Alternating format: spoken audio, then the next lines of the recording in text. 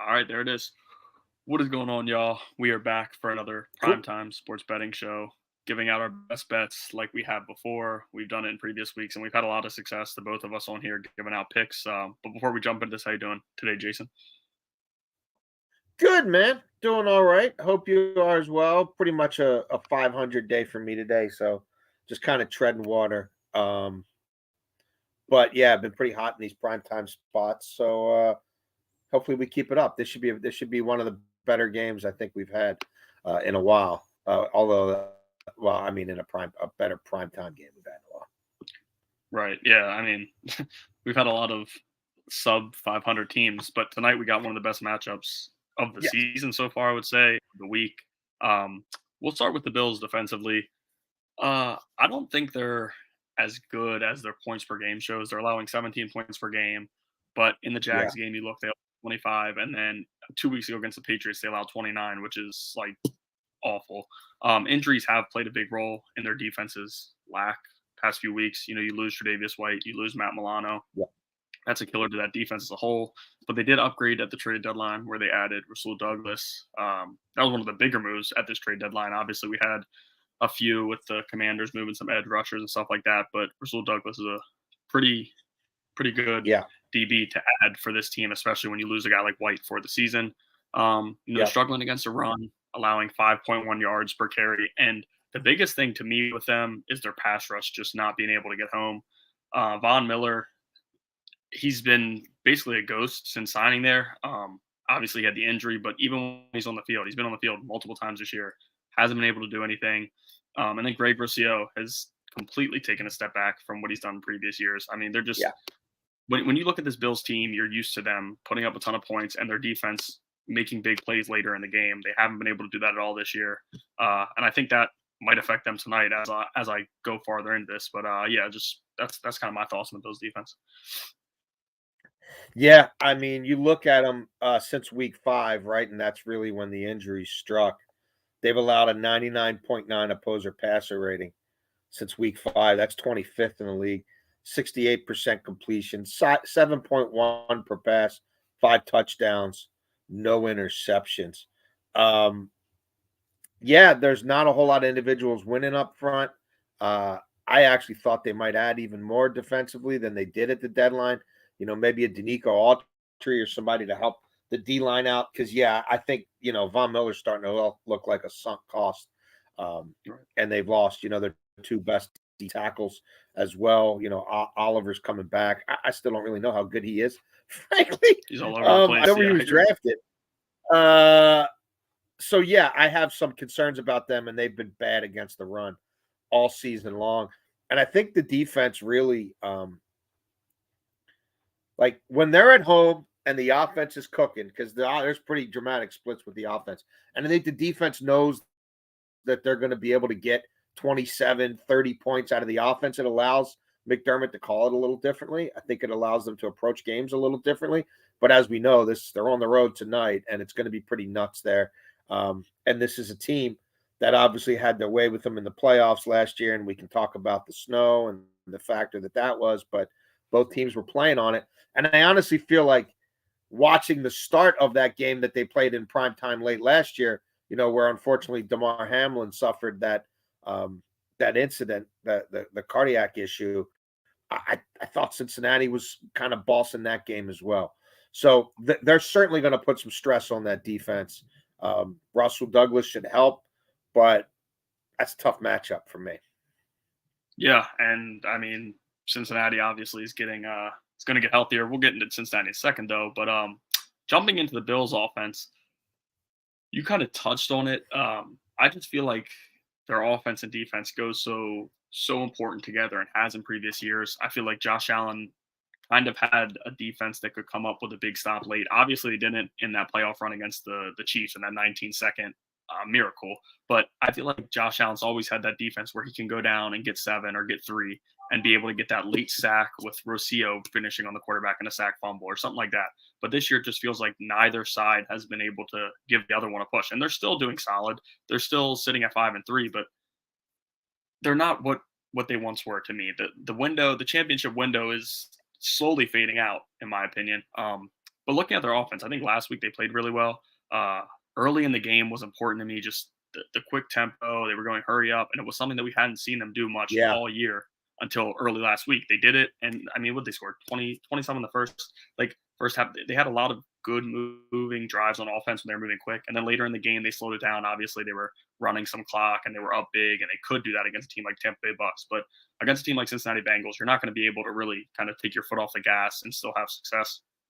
And even in the Bucks game, I mean, the Bucks had a chance to get back in it and just, I mean, Oh yeah. the Bucks offense it just isn't good enough to do that. But Cincinnati, you're not going to be able to do that. And Cook was good in the run game. I think tonight he's going to have a big night against the Cincinnati run defense, which is middle of the pack. And then also Stephon Diggs. I think in primetime games, Diggs has always been a guy that you look for, that you have to get the ball. You obviously always have to get your best players the ball in big games like this. And I think tonight, Josh Allen's going to have to go to Diggs as much as he can, because you need your playmakers to make plays in a game where you're facing Jamar Chase, where you're facing Joe Burrow. That offense is going to be able to score points, so you're going to have to as well. Yeah, and I'm intrigued to see how much the Buffalo Bills want to run the ball. You know, and what kind of pace they play with, because yeah, they certainly did attack Tampa. To your point, with some quick stuff and hurry up early in the game, that it seemed to dwindle a little bit. I felt like Allen's injury, and him going to the medical tent might have had a little bit of a chilling effect on some things that they wanted to do with him running the ball, as well as maybe with the pace that they played at. But I do think they're probably going to have to run the ball a little bit here to try to keep Joe Burrow off the football field. I think Josh Allen's legs will be activated in this game early and possibly often. I think they have come to understand the importance of his legs in the red zone for them, particularly.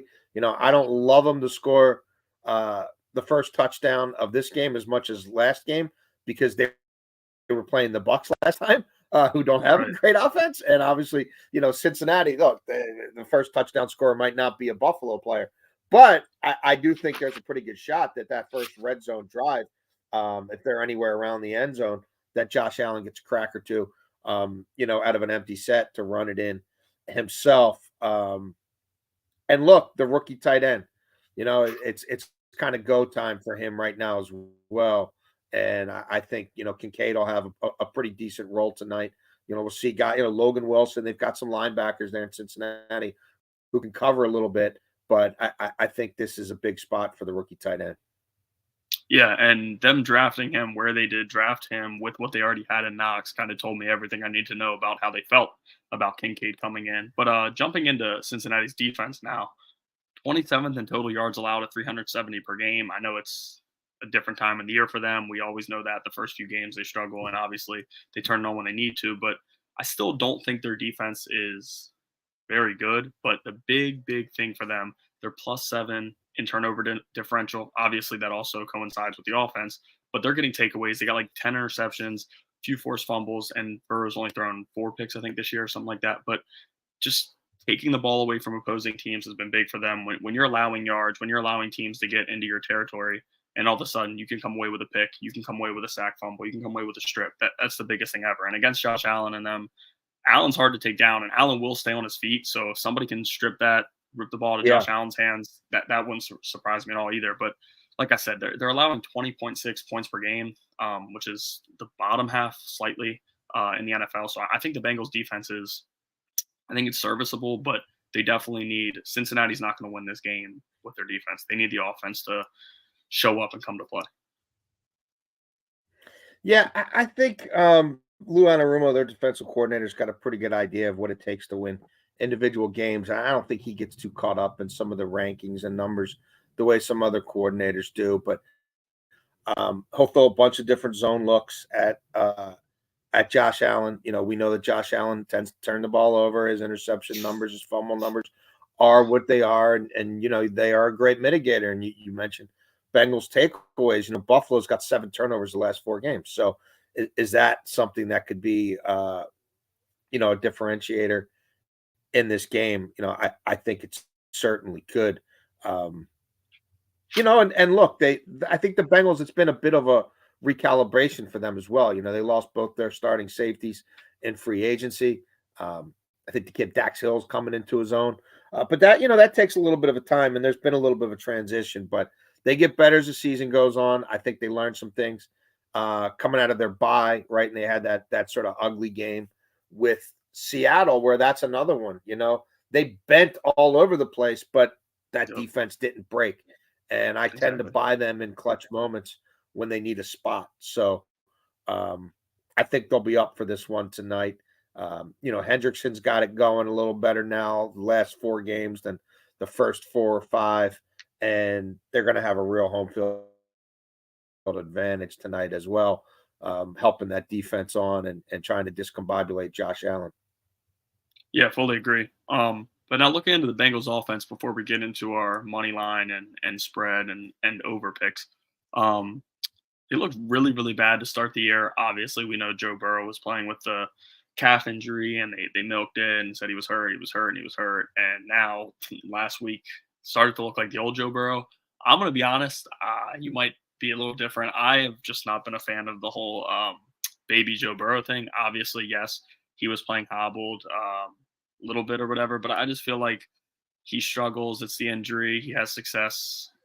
He's healthy. I just think Joe Burrow, with the injury he suffered in the preseason, I think they kind of took it a little bit longer than it was. I mean, it's fair to say Joe Burrow struggled early in Mm-hmm. the year and now is turning it around. I think that's fair to say. I just feel Yep. like we kind of babied him with the injury. But Chase is great. Jamar Chase is always great. And T. Higgins has to step up for them. I think T. Higgins has been really quiet this year. Obviously, he's battled injuries, and they've gotten other guys the ball. They got Yoshi Boss. They've got other guys the ball with how they do their stuff on offense. But also, Joe Mixon has not had too big of a year yet, and I think a big reason for that is because, like I said, the Joe Burrow struggles with the injury or whatever you want to call it. Teams have been able to stack the box. Teams have been able to force them to try to throw the ball down the field because Joe Burrow does not throw the ball down the field very much. He likes to take what he has, and he beats teams like that. It's not a knock to him. It's just how it's been. They've been able to take the run away. But after what Joe Burrow did last week, he's starting to play better football. I think the Bills are going to have to play a little bit more tentatively, and I think that's going to allow some holes for Joe Mixon to open up in the run game. I'll get a little bit more into the Joe Mixon when I give out my props for the day, but I think Joe Mixon's going to have a big game tonight. Yeah, it wouldn't surprise me. It wouldn't surprise me if he did. And I think, Sean McDermott's going to have to pick his poison here. And they're going to be playing so much zone that I think at times, they're in a too deep shell. Just hand the ball off. And Joe Burrow's got no problem checking out of that stuff and reading the defense and getting them into the play that he thinks is going to allow them to win that next down. I mean, look, Joe Burrow, the last 3 games, it's on another level. 118.8 quarterback rating, completing 78% of his passes, 7 yards an attempt, 8 touchdowns, 2 interceptions. Um, and if that game against San Francisco wasn't as lopsided as it was, I think you would have seen him put up even gaudier numbers. Obviously, Jamar Chase has gone off the last 3 games with him. He has 4 receiving touchdowns in that span, almost 400 yards receiving. So yeah, I think they're in a rich vein of form right now. We saw Boyd get going the last couple games. I mean, I Right. think this is probably exactly when you wouldn't want to be facing this Bengals passing attack, as far as I'm concerned. Especially again, getting him at home, couple weeks removed from a bye in a primetime spot. I think they're going to do some damage tonight. Yeah, I fully agree. Now, jumping into game picks to kind of jump off the point you just made, this is right when you don't want to play the Bengals. Their defense is starting to find themselves a little bit. Their offense is finding themselves. And the Bills, I think this is right where you'd want to play a Bills team that has shown a ton of weaknesses. And they got to travel on the road in prime time. Like they played their home prime time games and pulled it off, but on the road, it's just too much for me. I'm going Bengals -1.5. I obviously you could take the money line, however you want to do it, but I would just take a 1.5. I don't see this being a 1 point game. If you want to be safe, take the money line, whatever. Right. But I'm going 1.5.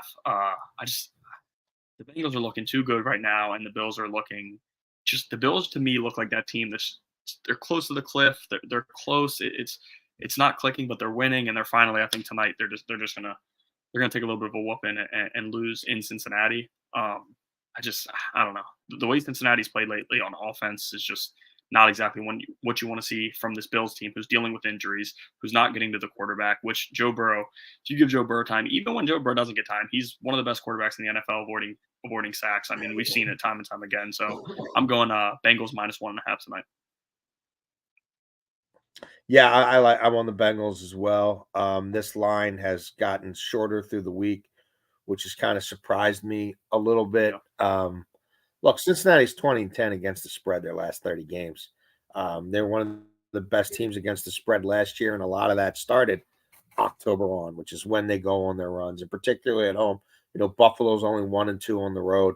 Um, Buffalo's offense tends to struggle on the road, and I just think Cincinnati's going to have too much firepower for them tonight, as healthy as they are. I mean, this is also probably the best Cincinnati Bengals offensive line in quite some time as well, which I think kind of gets glossed over or lost in the watch. I mean, I'm not going to tell you Jonah Williams is a great right tackle, but he sure as hell shouldn't have been a starting left tackle for a team that had Super Bowl aspirations.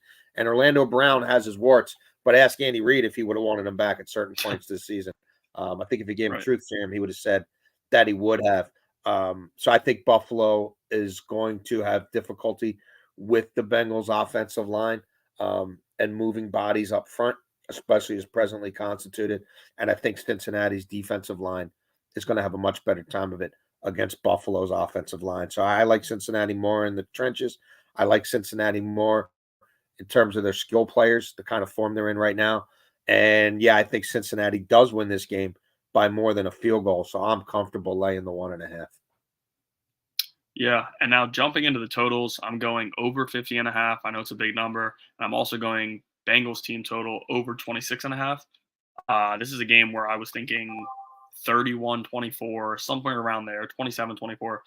I think the Bengals offense, the way it's looked to me, I don't feel comfortable taking the under. I think Josh Allen might get some garbage time stuff. The Bills will be able to move the ball late and limiting turnovers in the red zone. I mean, if Josh Allen can have some success in the red zone, not turn the ball over, I think we see the Bills put up 24, somewhere around 24 points. So I'm going with over in the game. Like I said, I think it's like 31-24, and then I'm going Bengals team total over 26.5.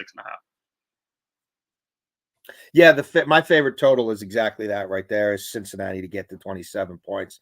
Um, I think the Bills are going to have a lot of trouble handling Jamar Chase. The attention it's going to take away from preventing him from making big plays. I just think there's going to be too many other matchups that Joe Burrow leans into and is perfectly happy to rely on. And I like the way the Bengals are finishing drives right now. So yeah, I lean to the under on the game just because I'm not sure how far along the Bills are coming. And like when this thing was sitting around 47, 48, there was even part of me thinking under then because I kind of saw it as like a 27-20 kind of game. Like I didn't think the Bills would get to it opened to 23.5 for their team total. I wasn't sure they were going to get there. But I like the Bengals to get to their 27. So again, my favorite total, I'm with you, Bengals over 26.5. In terms of the game, I could see it being, 28-20, something like that, 28-21. So I lean to the under. Anybody watching, if you want a good exact score bet, listen to Jason. The Steelers game the other night on air, I was in training at 105.7. You called it exactly how it was going to be. That was insane. I mean, I'm watching the game live. Yeah. I'm like, if they score a touchdown here, he's gonna and get a stop. He's gonna hit it exactly on the head. And it was, what was it, 2016? That's what you said, right? Well, thanks. Yeah, let's see if I can do it again here. I'm thinking 28-21. 28-21. All right. Note that if you're watching. But jumping into some Bills props here. I'm going one Diggs 100 plus receiving yards at plus 140. I've kind of touched on it here a little bit before. I think Josh Allen's going to pick up some passing yards late in the game, maybe in some garbage time stuff. And I think Diggs will be the guy he's going to constantly. Ayuk had 100 plus when they played them their last matchup. Tyler Lockett had 94, not quite 100, but had a lot. And it's prime time for Diggs. Like I said earlier, I just think Diggs is going to want the ball. Allen's not going to want to piss Diggs off in this game. This is a big game. They need to win. I don't think they win, but I think they're going to try to do everything they can. Yeah. Diggs has gone over this total in 5 of 8 games this season, and under in his last 2, which is, to me, means something because he's gone under in 2. He's obviously going to want to kill that streak and go over. I think a plus 140 is it's too good for me to leave. So instead of just taking his yards, I'm taking Diggs 100 plus exactly at plus 140. And then my other Bills prop that I really like here, James Cook over 49.5 rushing yards at minus 110. This is a risky play for me just because I think the Bills are going to be playing from behind later in the game and have to throw the ball. But 49.5 is a total that I think Cook could go over in the first half, honestly. Um, when you look at what they've done with Murray and everything, it's been a lot of short yardage carries and kind of third and ones, second and ones. And I think James Cook will carry the longer downs and where I think they'll rely on him a little bit more early in the game. The Bengals aren't very good against the run. I think the first half it's close game, and I think they'll be able to hand it off at least until halftime. I'm not worried that the Bengals will take over that early in the game. Obviously, we could see what they did in the playoffs where the Bills had to throw it. I think after the first quarter, but I think it's at least somewhat close for the first two quarters. So I'm going to go James Cook over 49.5 rushing yards. Yeah, I'm not going to overthink it with the Buffalo side. I like a Josh Allen anytime touchdown. He's their hammer. He closes drives, and this is a huge game for them. And I don't think they're going to take any chances. And I also think Sean McDermott's a realist, and he understands his defense is still beat up. And Russell Douglas just got here, and he's going to need 7 and not 3 to keep pace. And then I like Josh Allen to go over 29.5 rushing yards. I've got a bunch of different parlays, multi-game parlays, same game parlays that involve Josh Allen getting to an alternate total of 40. I look at that 7 for 41 and a touchdown from last week, and I think that's, I wouldn't surprise me if he ran 9 or 10 times for over 50 yards in this game. I think that's the kind of game it's going to be, and he's got a rushing touchdown in 5 of his last 6.